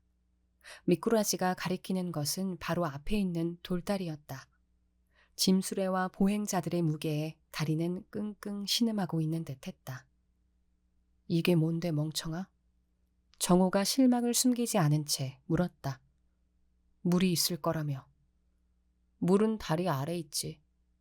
미꾸라지가 곧바로 받아쳤다. 저 진흙탕이 물이라고? 내가 개인 줄 알아? 매번 열내지 말어. 안 그래도 돼지게 더운데. 내가 다리 밑에 살아. 미꾸라지가 대꾸하고는 더 반박이 나오기 전에 말을 이어갔다. 날 따라오든가 아니면 네가 왔던 대로 돌아가든가 이 촌놈아. 그는 몸을 웅크리고 제 방의 가장자리 쪽에 손바닥을 짚더니 튀어나온 바위 위로 가볍게 다리를 휙 넘겨 저 아래쪽으로 몸을 떨어뜨렸다. 당황한 정호가 서둘러 몸을 내밀어 살펴보니 냇가로 내려간 미꾸라지는 이미 여유 있게 몸을 풀면서 손에 먼지를 털고 있었다. 개새끼. 정호가 입속으로 중얼거리곤 이내 둑 아래로 떨어졌다. 뭐 이렇게 오래 걸렸니? 아까 전에 용기는 다 어디로 가셨나? 미꾸라지가 놀리듯 말했다. 이제 다 왔어. 정호의 바람과 달리 그들이 다리로 향하는 동안 흐르는 물은 후덥지근한 공기를 조금도 식혀주지 않았다. 다리 밑에는 쓰레기 무더기 같은 것이 있었는데 점점 가까워지며 정호는 이것들이 임시 변통의 움막임을 알아챘다. 그들 또래의 남자아이들 몇몇이 그 옆에 커다란 바위에 앉아서 서로 얘기를 나누다가 미꾸라지를 맞이하느라 자리에서 일어섰다. 보기만 해도 피부가 근질근질해져 머릿속까지 벅벅 긁고 싶어지게 만드는 매우 더럽고 꾀죄죄한 모습이었다. 남자아이들이 다가오는 것을 보며 정호는 불안을 감추려고 노력했다. 이 시점에서 그가 할 수 있는 최악의 행동은 그곳에서 달아나는 것이었다. 아무리 애를 써도 단숨에 제방 위까지 올라갈 수 없을 테고 다른 소년들이 한순간에 그를 덮쳐버리리라. 하지만 정우가 겁먹고 있다는 것을 그들이 모른다면 무사히 넘길 수 있을지도 몰랐다. 미꾸라지, 얜 누구냐? 남자아이 중 하나가 물었다. 무리 중 가장 키가 크고 유일하게 입술 위쪽에 희미하게 남아 잿빛 솜털이 난 아이였다. 새로운 애. 깡촌에서 이제 막 상경했대. 미꾸라지가 말했다. 야, 얘 목말라 죽는단다. 물 좀 떠줘. 누가 다녀와야 하는지를 두고 작은 소란이 벌어졌지만 결국 그들 중 한 아이가 움막 안에서 물 한 바가지를 가져와 정호에게 건넸다. 마셔, 촌놈아. 미꾸라지가 말했다. 우물에서 뜬 물이야. 일단 의심이 거치자 정호는 잽싸게 바가지를 입술에 대고 물을 벌컥벌컥 들이켰다. 그러는 동안에도 소년들이 줄곧 자신을 빤히 쳐다보고 있는 게 느껴졌다. 이제 좀 낫니? 빈 바가지를 내리자 미꾸라지가 희죽거리며 물었다. 정호는 고개를 끄덕였다. 넌 이름이 뭐야? 콧수염 흔적이 있는 키 큰 소년이 물었다. 남정호. 그러는 네 이름은 뭔데? 정호는 훨씬 덩치가 크고 나이도 많아 보이는 상대를 마치 동갑내기라도 되는 양 아무렇지 않게 너라고 칭하며 되물었다. 예의 좀 차리지. 방금 우리 물 처마셔 놓고. 내 이름은 영구야. 하지만 너한테는 형님이지. 정호가 대꾸를 안차 영구는 계속 말을 이었다. 넌 어느 지방에서 왔냐? 경성엔 왜 왔어? 평안도에서 왔다. 그리고 내가 경성에 온 이유는 다른 사람들이 여기 오는 이유랑 똑같지. 정호가 대답했다. 시골에는 더 이상 입에 풀칠할 게 없거든. 가족은 어쩌고? 정호는 잠시 생각했다. 아버지가 죽은 뒤 마을 호랍이 하나가 정호의 예쁜 누나에게 새 장가를 들고 싶다고 나섰다. 남자는 정호의 여동생도 데려가 주기로 했지만 정호까지는 받아들일 수 없다고 했다. 5살짜리 처제를 먹이고 돌볼 수는 있어도 거의 다 자란 남자아이라면 얘기가 다르다는 것이었다. 그러자 누나가 남자의 제안을 거절하며 남동생만 내버리고 호라비에게 시집가느니 차라리 다 같이 굶어 죽겠다고 버텼기 때문에 정호는 한밤중에 몰래 고향을 떠나올 수밖에 없었다. 정호가 입을 열었다. 다 죽었어. 그렇담 너 오늘 운수 한번 좋다. 영구가 말했다. 우리 무리에 들어오면 굶어 죽을 걱정은 안 해도 될 거야. 양은 적어도 우린 들어온 음식을 다 함께 나누거든. 우리 다 너 같은 고아들이야. 미꾸라지도 끼어들어 말을 얹었다. 먹을 건 어떻게 구하는데? 정호가 물었다. 구걸도 하고 훔치기도 하고 걱정하지 말어. 우린 나쁜 놈들한테서만 훔치니까. 금방 익숙해질 거야. 하지만 중요한 일부터 먼저 해야지. 영구가 말했다. 우리 조직에 충성을 맹세하고 가진 돈이 있으면 다 내놔야 해. 돈이 하나도 없는데. 정호가 항변하기 시작하며 본능적으로 품속에 있는 주머니를 향해 손을 뻗었다가 그게 사라졌다는 걸 깨닫고 서늘한 당혹감에 휩싸였다. 내가 갖고 있단다, 이 촌놈아. 미꾸라지가 주머니를 들어보였다. 있지, 난 이것만 따고 넌 그냥 사람들 속에 버려둘 수도 있었어. 하지만 그러는 대신 우리가 사는 이곳까지 데려와줬잖아. 그러니 너무 지랄같이 상처받은 면상 짓지 마라, 등신아. 미꾸라지가 영구에게 주머니를 던져 보내자 영구는 한 손으로 그걸 받았다. 정호가 분노로 몸을 떠는 동안 나이 든 소녀는 주머니를 열고 내용물을 하나씩 꺼내기 시작했다. 영구는 은화 2잎을 발견하고는 즉시 제 주머니에 넣었지만 은가락지와 담뱃값은 양손에 하나씩 들어보였다. 돈은 마음대로 가져. 하지만 그 물건 2개는 안 돼. 정호가 말했다. 그의 심장이 쿵쿵 뛰고 있었다. 그건 돌려줘. 내가 미쳤냐? 이걸 돌려주게? 영구가 코웃음을 쳤다. 부자들이나 갖는 물건이잖아. 너 이거 훔쳤냐? 훔쳤지. 아버지가 죽기 전에 남겨주신 물건이야. 정확히는 아버지가 돌아가신 뒤 베개 아래서 찾아낸 것들이지만 정호는 결국 그게 그거라고 생각했다. 자신이 아버지의 유일한 아들이자 후계자니까. 값어치가 나가서가 아니라 아버지의 유품이기 때문에 그 물건들은 정호의 것이었다. 너 아직도 이해를 못하는구나? 영구가 피식 웃었다. 네가 진짜로 배를 골아보지 못해서인지 아니면 그냥 그 정도로 바보 멍청이라서 그러는진 모르겠지만 네가 어느 도랑에 누워 굶어 죽기만을 기다리고 있을 때 이런 것들이 네 명줄을 늘려줄 수 있는 줄 알아? 하지만 내가 이것들을 팔아오면 우리 모두 배가 터지도록 음식을 먹을 수 있다는 거다. 대장답게 으쓱한 말투였으나 마지막 말엔 진심 어린 갈망이 섞인 듯 영구의 목소리가 떨려 나왔다. 너희 모두 굶어 죽더라도 나하고는 상관없어. 난 네 무리에 끼지 않을 거야.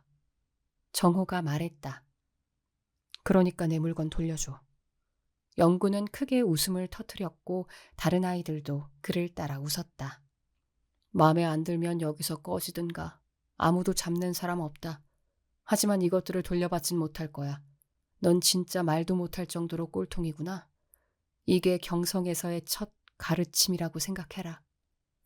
영구의 말이 끝나기도 전에 정호는 양 주먹을 턱 아래로 바짝 붙여 싸울 자세를 취했다.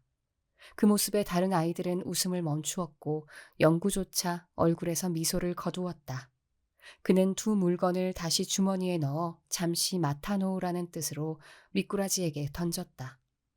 영구와 정호가 서로에게 바짝 다가서자 다른 소년들은 마치 미리 지시라도 받은 양 한두 발짝씩 물러서며 두 사람을 둘러싼 원을 넓혔다.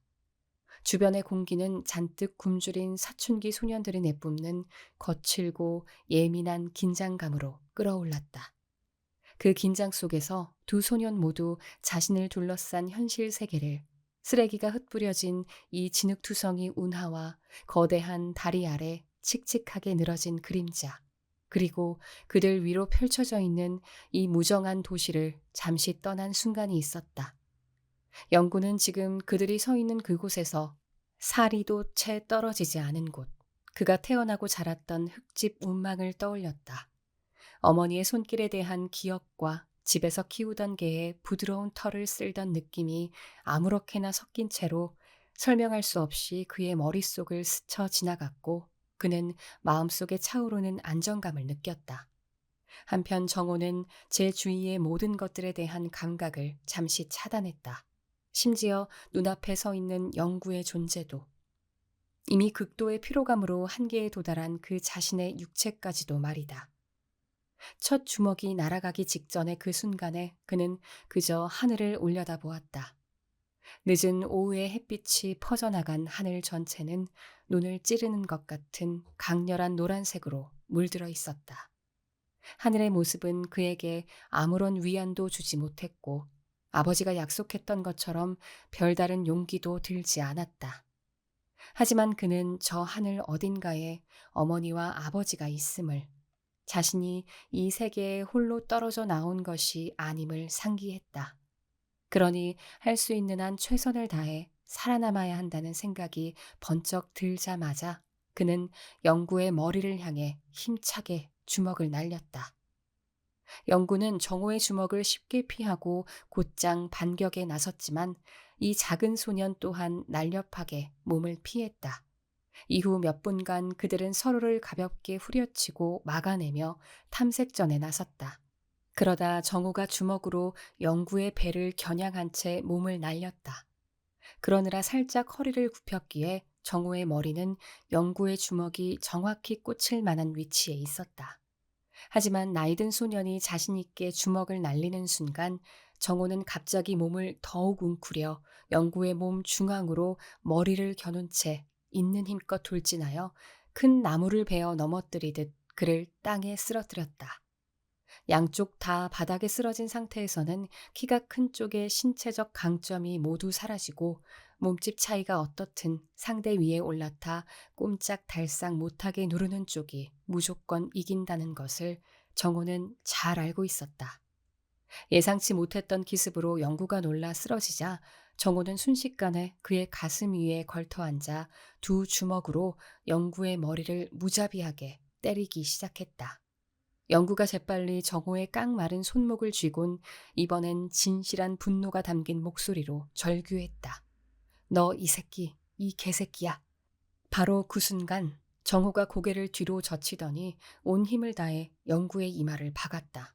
영구가 고통의 비명을 내질렀지만 정호는 눈도 깜짝하지 않고 다시 한번 아까보다 더 세게 박치기를 했다. 나이든 소년이 정호의 손목을 놓고 힘없이 양팔을 늘어뜨렸다. 깨진 이마에서 조용히 피가 흘러나왔다. 그제야 정호는 제 이마에 묻은 핏자국을 손등으로 쓱 닦아내며 일어났다. 내 물건들 돌려줘. 정호가 미꾸라지에게 말했다. 주머니는 즉시 정호를 향해 날아갔다. 다른 아이들이 침묵을 지키며 지켜보는 동안 정호는 영구의 호주머니를 뒤져 은화 두 잎을 찾아내 주머니에 넣고서 끈을 조였다. 그는 다리 아래에서 걸어나가 쉽게 제 방을 오를 수 있을 만한 곳을 찾기 시작했다. 하지만 1분도 지나지 않아 그를 쫓는 발소리와 고함이 들렸다. 야, 거기 서봐. 미꾸라지의 목소리였다. 뭐야? 정호가 으르렁거리듯 대꾸했다. 너도 흠씬 두들겨 맞고 싶어? 가지마. 미꾸라지가 말했다. 네가 무슨 일을 한 건지 모르겠어? 미꾸라지는 잠시 가쁜 숨을 고르다가 불쑥 말했다. 방금 우리 왕초를 이겼잖아. 그건 이제 네가 우리 왕초란 소리야. 정호가 코웃음을 쳤다. 너희 왕초 같은 거 되고 싶지 않아.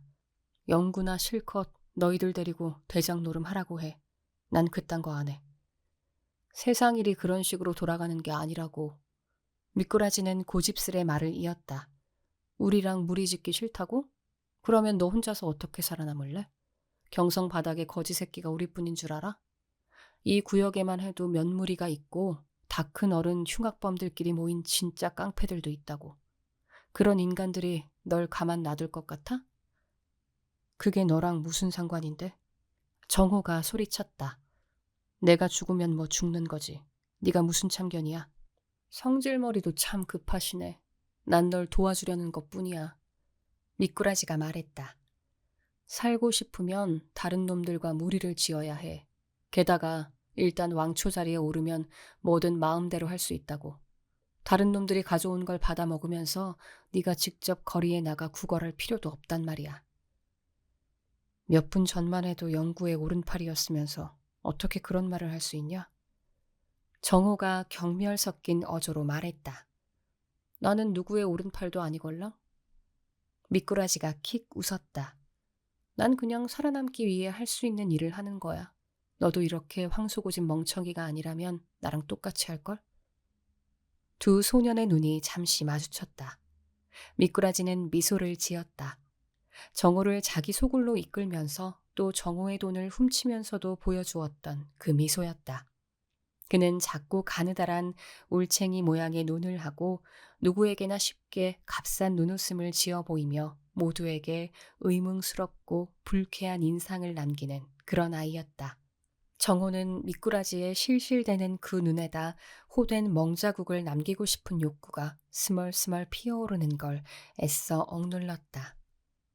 하지만 그 달아빠진 도시 소년이 자신에게 대놓고 거짓말을 하거나 일부러 자신을 해하려던 게 아니었음은 부인할 수 없었고, 지금도 도시에서 살아가기 위해 함께 뭉쳐야 할 필요성에 대해서 진실을 말하고 있는 게 분명했다. 다음 순간 미꾸라지가 손을 뻗었다. 정호는 이유도 모르는 채 그 손을 잡아 한두어 번 위아래로 흔들어 그와 악수를 나누는 스스로에게 놀랐다. 이내 부끄러움이 밀려와 두 소녀는 서로 맞잡은 손을 떨쳐냈다. 자, 가자. 미꾸라지가 말했다. 이제 곧 길거리 나갔던 애들이 돌아올 거야. 고개로 사람들을 모으는 애들. 그렇게 몰린 구경꾼 주머니를 따는 소매치기 애들.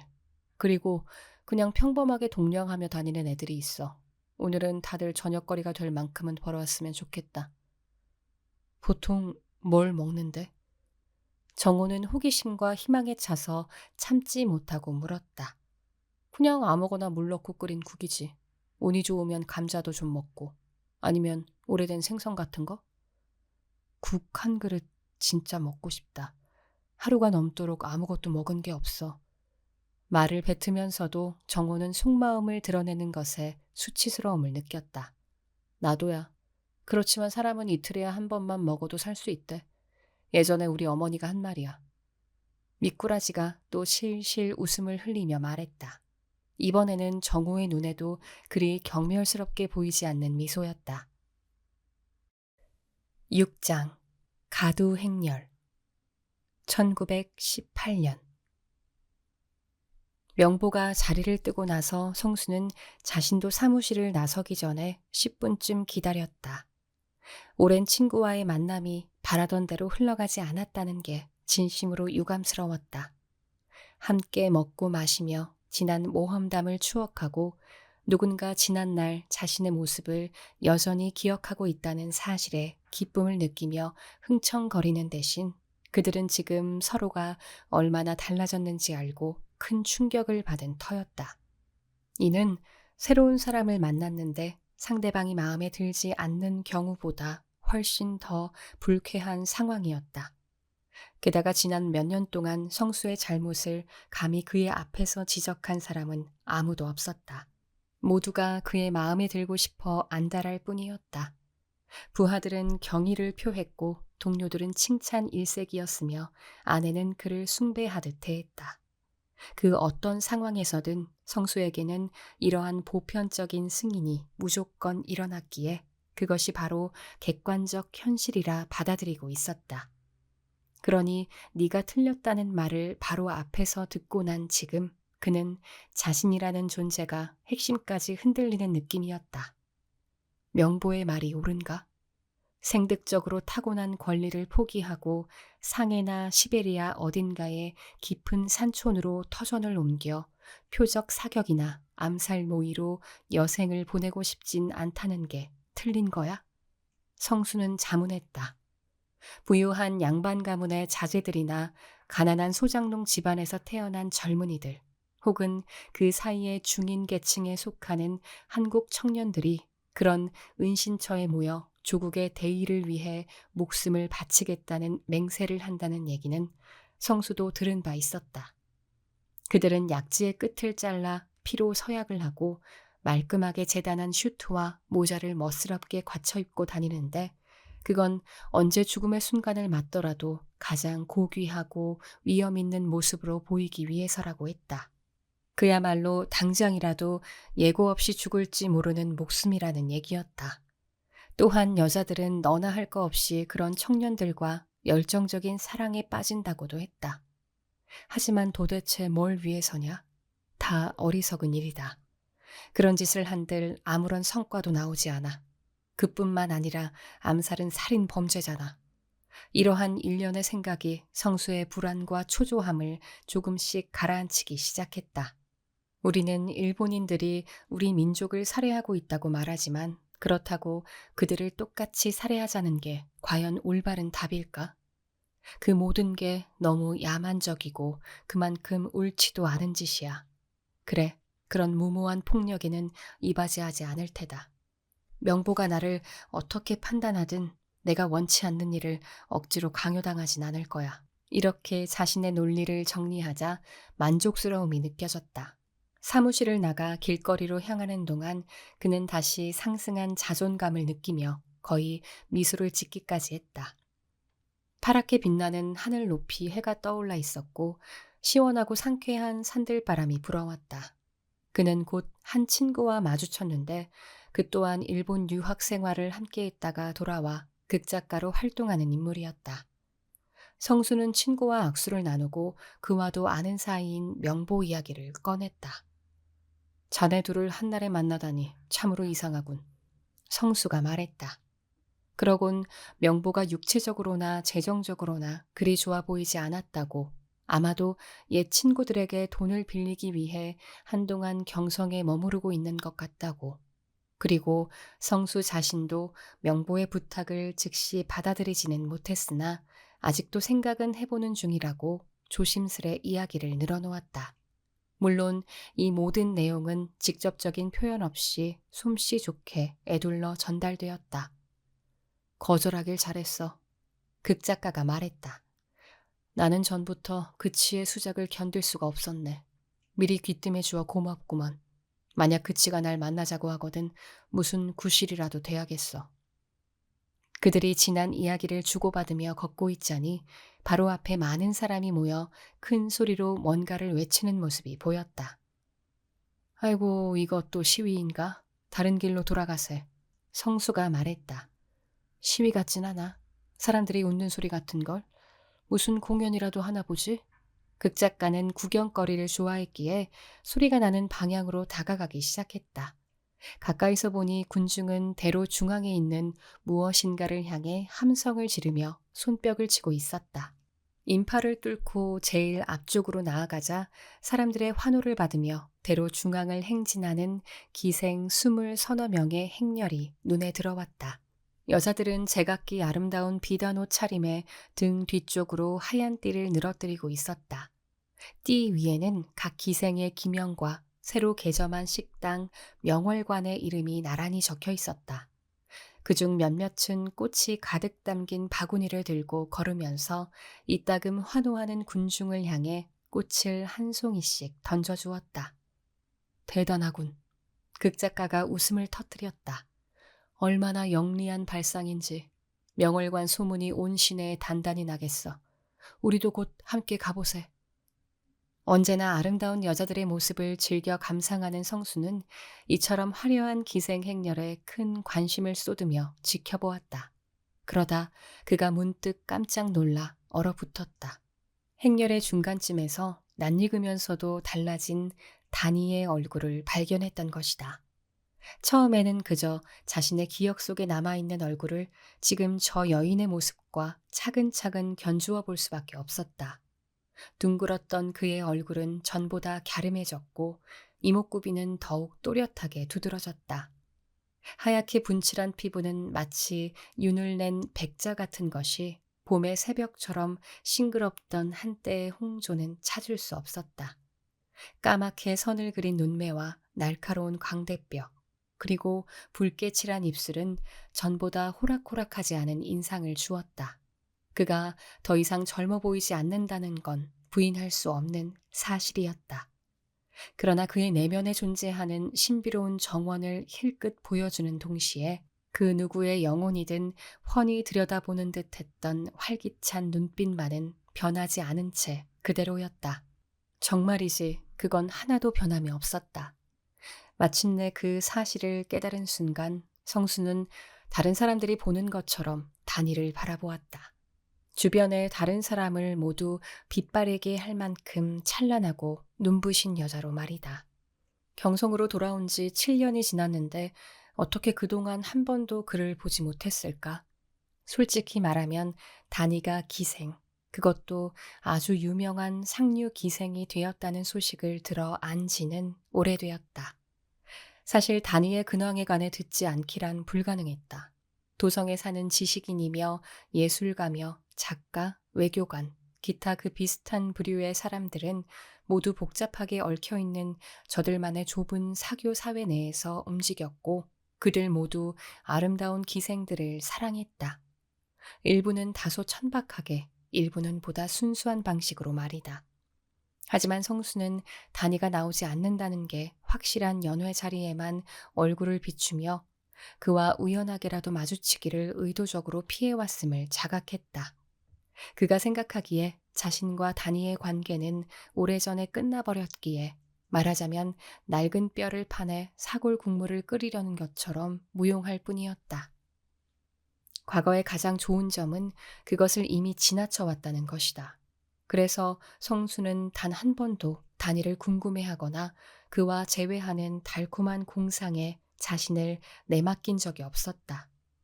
그런데도 정작 다니가 이렇게 눈앞에 나타나자 그는 갑자기 혼란 속에 괴로워졌고 어떻게 반응해야 할지 알 수가 없었다. 다니라는 저 여자 만나본 적 있어? 성수의 시선을 눈치챈 극작가가 뭔가 의미심장한 미소를 지으며 물었다. 오래전에 알고 지냈었어. 성수가 답했다. 그때는 학생이었지. 학생이었다고? 극작가가 믿을 수 없다는 듯 눈썹을 치올렸다. 성수는 다니의 어머니가 그 역시 명성을 날린 기생 출신이었는데 당대 유력한 관리의 두 번째 아내가 되면서 기적에서 은퇴했다고 설명했다.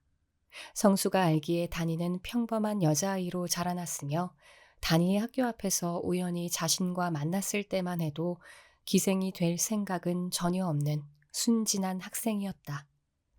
성수는 암시적인 약속들로 다니를 유혹했지만 마침 유학을 떠나라는 집안의 명령을 받고는 다니를 남겨둔 채 동경으로 달아나 버렸다.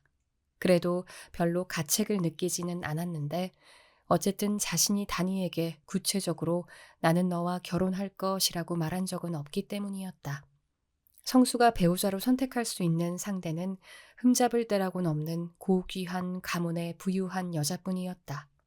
양갓집 교수 출신다운 담백하다 못해 맹맹하고 수수한 여자, 순종적이고 주어진 삶에 만족하는 현재 자신의 아내처럼 말이다. 다니가 그걸 진작 깨닫지 못했다는 게 성수의 잘못은 아니었다. 아주 강력한 보호자를 꿰차고 있다던데? 극작가는 총독 사법부의 최고위직에 있는 일본인 치안 판사의 이름을 댔다. 듣기로는 그 판사가 다니를 위해 따로 기거할 2층 집을 하나 마련해주고 심지어 다이아몬드까지 갖다 바쳤다고 했다. 그러니 혹여 관심이 가더라도 저 여자는 금단의 열매라는 걸 알아야 해. 극작가가 한쪽 눈을 찡긋하며 말을 이었다. 소위 구경은 해도 만져볼 순 없다는 거지.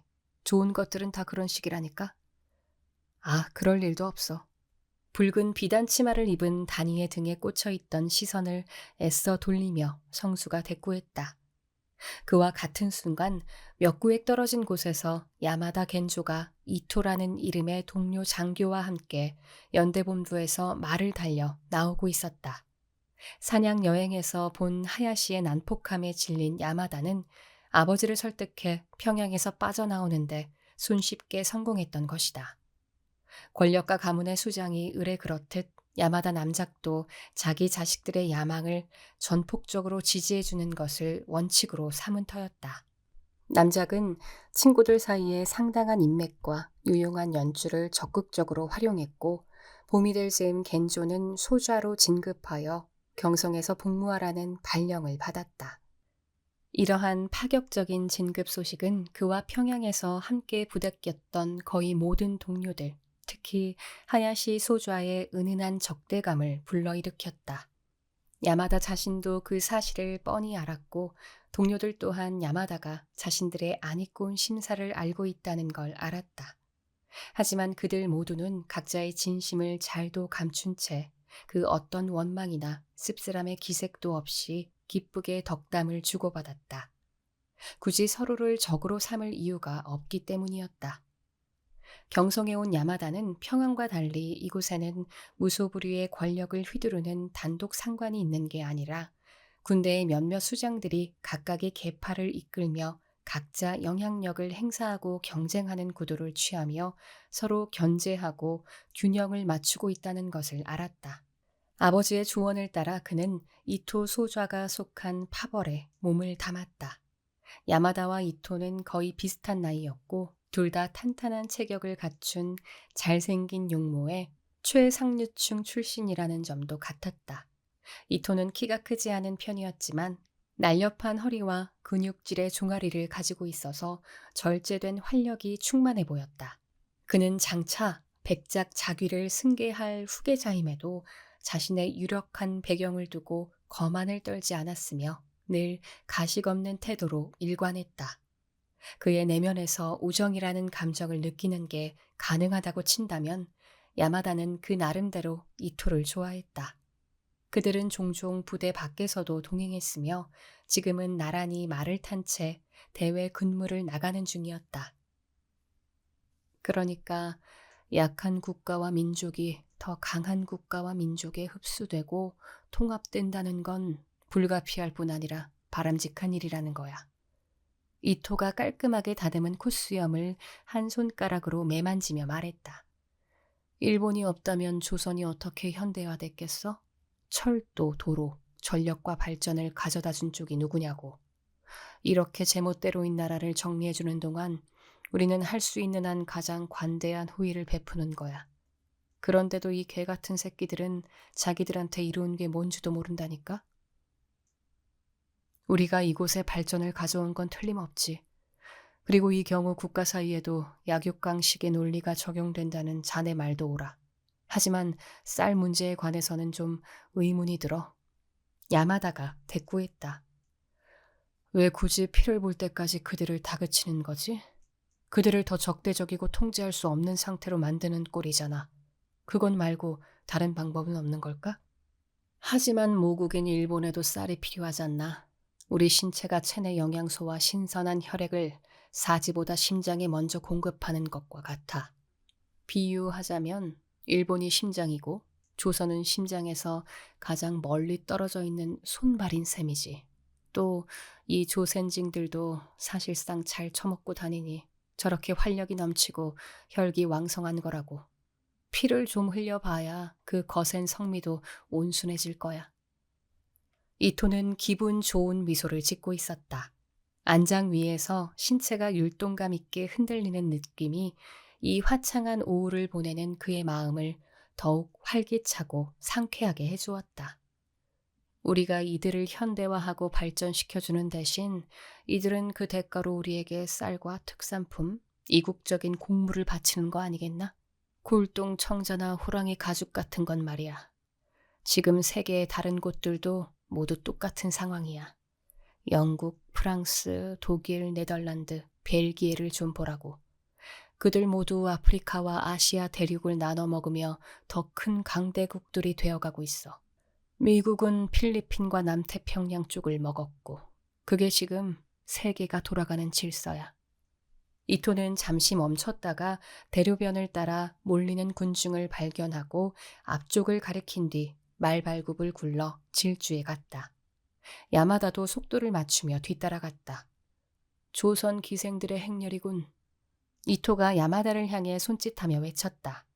야마다는 이토의 곁에 나란히 말을 세운 뒤 군중의 머리 너머 아름답게 차려입은 모습으로 노래하고 구호를 외치며 꽃을 던지는 여인들의 행렬을 보았다.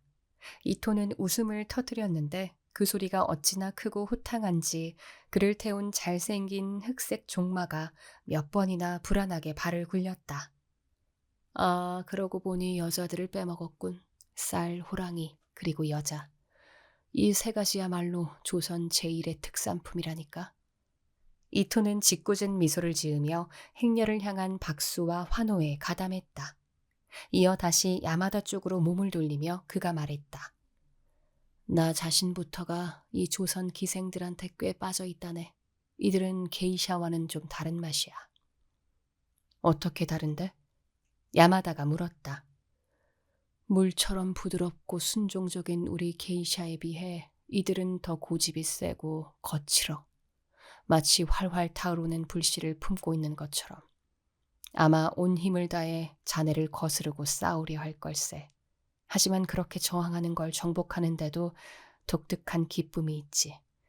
단단한 호두 껍데기를 까놓고 그 안에 든 고소함을 홀랑 맛보게 하는 것 같달까? 이토가 두 손으로 외설적인 동작을 취해 보이며 야마다를 향해 눈을 찡긋했다. 바로 그때 아주 어린 견습 기생들이 서로 팔짱을 낀 채 군중을 향해 애교 있는 웃음을 던지며 지나갔다. 이토는 크게 흥분해 외쳤다. 저 꼬마 기생들 좀 봐. 다들 앙증맞지 않아? 귀엽기도 하지. 행렬의 끝에 가까워졌을 때 우키는 갑자기 이 모든 낯선 사람들이 자신을 빤히 쳐다보는 것에 압도당하는 기분을 느꼈다. 그나마 자신의 왼쪽 팔에 살짝 기대어 있는 연화의 오른쪽 팔꿈치의 무게감이 그를 안심시켜 주었고 그는 초조한 마음을 감추려 애썼다. 그의 다른 팔에는 코스모스와 국화로 가득한 바구니가 걸려 있었는데 그날 아침 다니의 정원에서 꺾어온 꽃들이었다. 이따금 연화가 왼손을 뻗어 오키의 바구니에 든 꽃을 한 줌씩 가져가 군중 위로 던졌다.